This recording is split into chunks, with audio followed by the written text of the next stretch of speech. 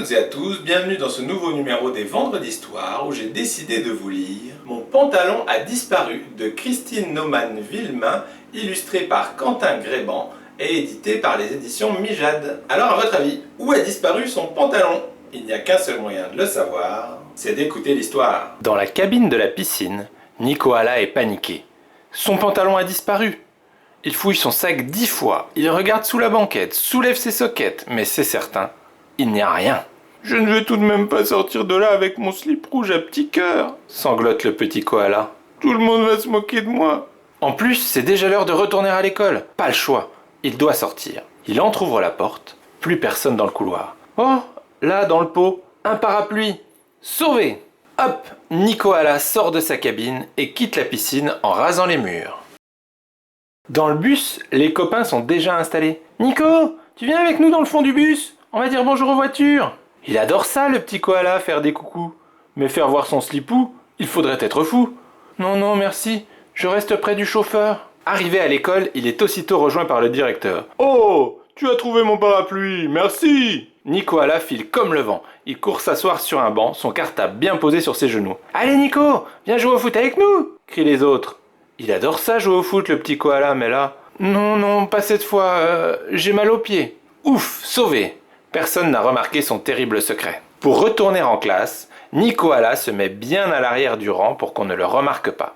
Il fait attention à ne pas bousculer Bigorino, parce que celui-là, il n'est vraiment pas sympa. En classe, la maîtresse demande « 3-2 les enfants, qui vient écrire la réponse au tableau ?» Le petit koala la connaît très bien la réponse. Il voudrait se précipiter, mais aller au tableau... Ça, il ne peut pas. À midi, tout le monde court à la cantine. Mais Nicoala attend d'être le dernier avant d'oser quitter son banc. Il regarde partout, tout affolé.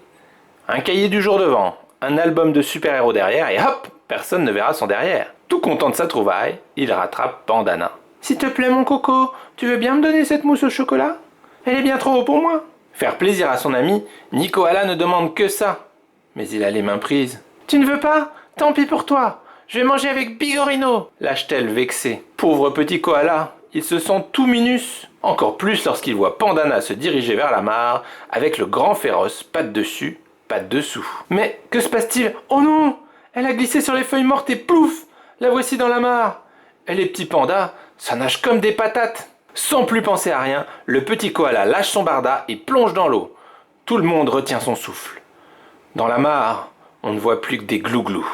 Mais qui voilà sortant de l'eau avec une petite panda à bout de bras? Un mini super-héros en slip! Hurrah!